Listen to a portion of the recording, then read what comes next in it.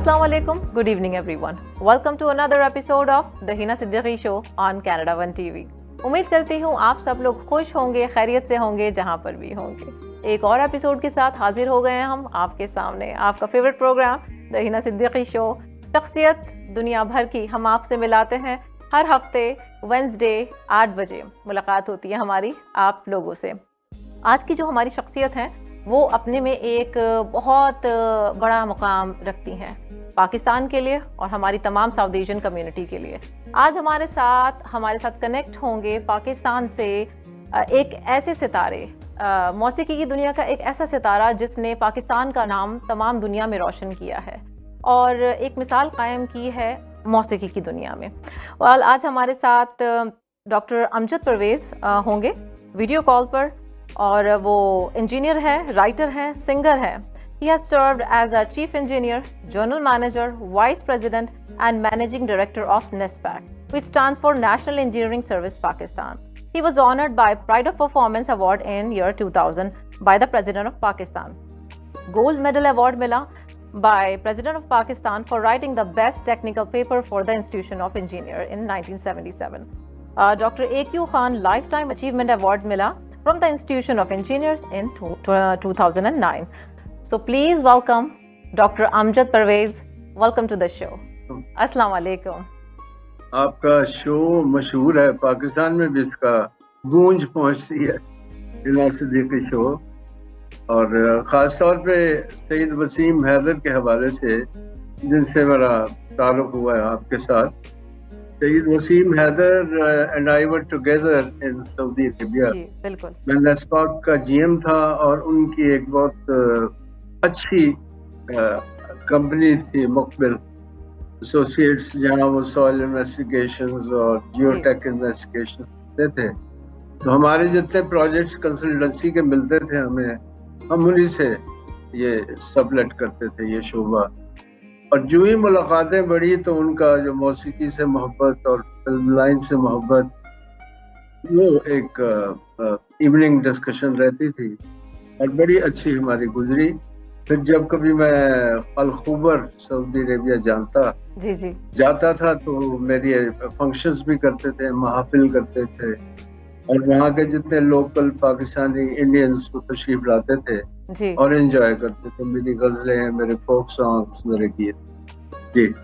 जी, सबसे पहले तो मैं अगेन सैयद वसीम हैदर साहब का बहुत बहुत शुक्रिया अदा करना चाहूँगी हमें ये इंटरव्यू के लिए कोऑर्डिनेट करने के लिए, और हमेशा से बहुत सपोर्टिव रहे हैं हमारे मीडिया कोऑर्डिनेशन को लेकर।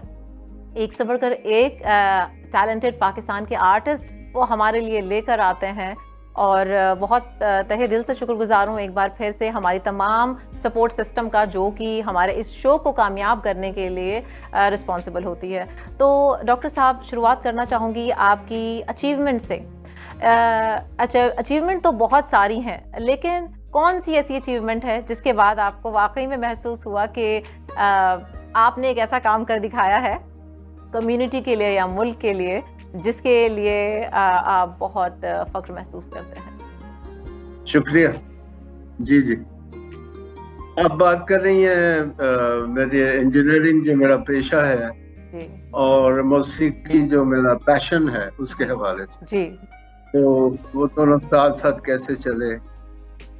बहुत ही सिंपल बात है, वक्त की बांट जी। और अगर जज्बा दोनों तरफ है, शौक में भी प्रोफेशन में भी मेहनत दरकार है जी। अगर वक्त दे पाते हैं, मेहनत करते हैं तो कोई वजह नहीं कि अल्लाह ताला आपको बाजू ना पकड़े और आपको आगे न लेके जाए जी। मैं लाहौर का रिहायशी हूँ, मेरी पैदाइश लाहौर में हुई थी जी। लाहौर में सूरज सड़क है, ख्वाजा दिल मोहम्मद रोड जी। ये मेरे नाना के नाम पे है। मेरे नाना ख्वाजा दिल मोहम्मद रियाजी दान थे, जबरदस्त, इस्लामिक कॉलेज लाहौर के प्रिंसिपल थे जी। उनकी बुक्स थी दिल्स अलजब्राइल, दिल्स अरिथमेटिक और मेरे वालिद भी इस्लामिक कॉलेज में प्रोफेसर थे केमिस्ट्री के जी, शेख अब्दुल करीम जी। और उनकी भी बुक्स थी करीम्स केमिस्ट्री सारे फील्ड्स में जी। मुझे घर में एक तालीम का, एक बुक्स का माहौल मिला, लेकिन मेरा कुदरती गले में एक सोच था। कोई अच्छा गाना सुनता तो उसको मैं गुनगुना लेता। जी जी वालिद साहब ने कभी डिस्करेज नहीं किया। जी। वो अच्छा कहते थे कि पढ़ाई और पैशन को आप जी साथ साथ लेके चलें, जी but not at the cost of your studies. जी बिल्कुल तो यही वजह हुई कि मैं सेंट्रल मॉडल स्कूल में दाखिल था। जी। तो जब मैट्रिक का एग्जाम हुआ तो I stood first in the Lahore schools. Lahore के वाओ जितने स्कूल्स थे, ग्रेट। तो वो इनकरेजमेंट हुई। तो सेंट्रल मॉडल स्कूल में बज़्म इकबाल, बज़्म अदब, बज़्म उर्दू ये हुआ करती थी, आर्ट सोसाइटी थी। जी तो उनको मैं पार्टिसिपेट करता था। कभी हज़रत दिल मोहम्मद के कलाम, कभी अल्लामा इकबाल का कलाम, जी और कभी को गज़ल या गीत। जी फिर बारी आई मेरी गवर्नमेंट कॉलेज लाहौर में दाखिले की। जी। गवर्नमेंट कॉलेज लाहौर एक खूबसूरत इंस्टीट्यूशन थी और अब भी है। हम्म। उसमें जो जितने शोबे हैं ये फाइन आर्ट्स के, जी उनकी सोसाइटीज बनी है जिन्हें स्टूडेंट चलाते हैं। अच्छा तो म्यूजिक सोसाइटी भी थी जी और अब भी मौजूद है। बल्कि मेरे दौर में डॉक्टर नज़ीर अहमद प्रिंसिपल थे, जी तो उस सोसाइटी का नाम भी डॉक्टर नज़ीर अहमद म्यूजिक सोसाइटी जी डाला गया है। सॉरी।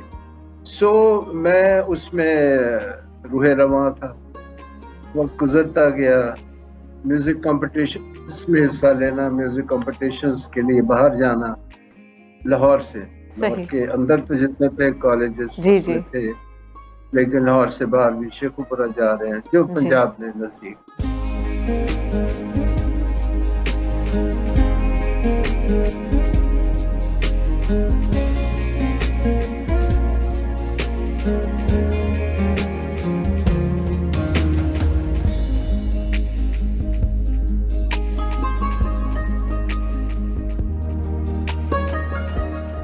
फिर एक दिन आया कि मेरी इंजीनियरिंग यूनिवर्सिटी लाहौर में एडमिशन हो गई।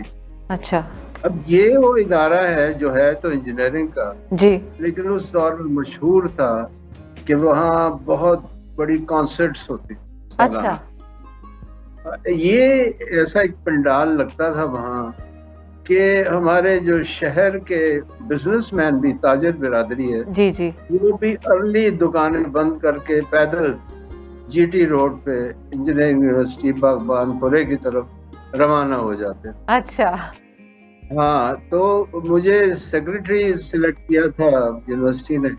सही तो मेरा जिम्मा ये था कि जितने आर्टिस्ट हैं उनको बुक करूं सस्ते दौर पे। जी 200 रुपए, 500 रुपए, 100 रुपए में हम आर्टिस्ट को ले आते थे।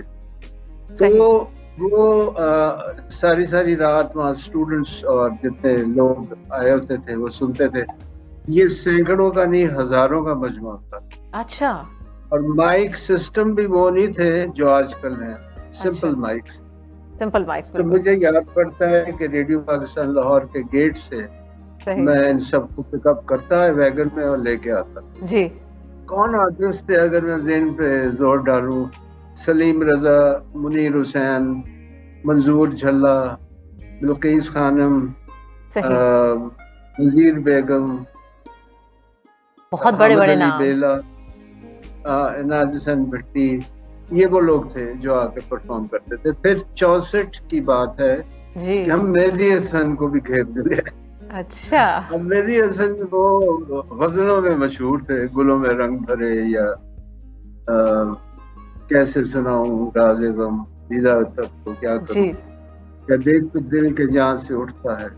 ये एक सीरियस कॉनोटेशन थी पोएट्री की भी और गायकी की भी, सही रागदारी इन्वॉल्व। लेकिन ये आप देखें कि उस दौर के जो यंग स्टूडेंट्स थे वाह वाह करते थे।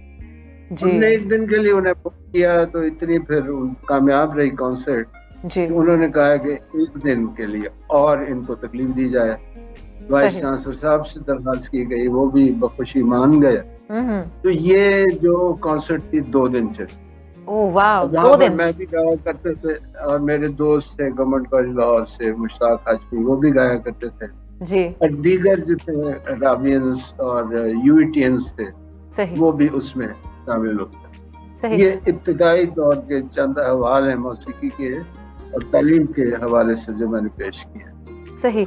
जो मैं महसूस कर सकती हूँ कि जो पहला दौर था मौसीकी का दौर, जो प्योर कह लें कि ऑर्गेनिक म्यूज़िक होता था बिना किसी मिलावट के। आजकल तो म्यूज़िक में बहुत सारी चीज़ें आ गई हैं और बहुत सारे जो हमारे गुलूकार हैं वो इम्प्रूव कर सकते हैं अपनी वॉइस की क्वालिटी। तो कितना मुश्किल था पहले के ज़माने में जब कोई थोड़ा बहुत भी बेसुरापन दिखाता था या ऊपर नीचे होता था तो किस तरह से हैंडल किया जाता था? आजकल तो कवर अप हो जाता है, तो क्या उसके कामयाब होने के चांसेस कितने होते थे? जी है ना, उन दिनों में तो कोई मशीनें ऐसी मौजूद नहीं थी जो बेसुरे के सुर में लाने में। अब तो ये है ना कि एक बेसुरा आप गाना गा दें लेकिन वो कंप्यूटर के नॉब से उसको सुर में ले आते हैं, लेकिन उससे वॉइस इम्पैक्ट वो इफेक्ट हो जाता है, एक टाँ सी आवाज साथ दाखिल हो जाती है। सही सही। मेहदी हसन या सलीम रजा, मैं भी उस दौर की पैदावार हूँ।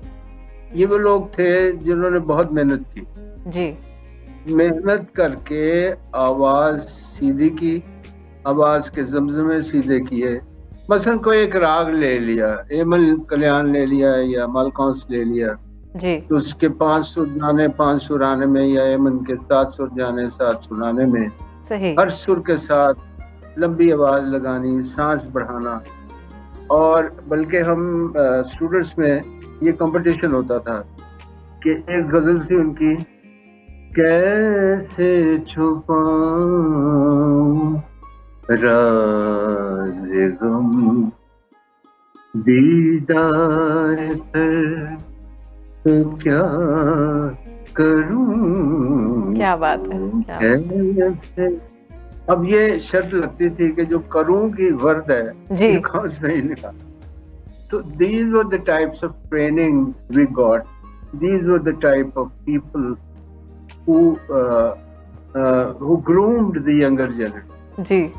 ये अभी 60 की दिहाई है, ये दौर 1970 की दिहाई तक चलता रहा जी। फिल्मों में भी कमाल के गाने, यानी रागों में कंपोज किए हुए। ऐसे एक राग में मुझे मेडिसन का एक गाना याद आ रहा है, ये राग कलावती में जी।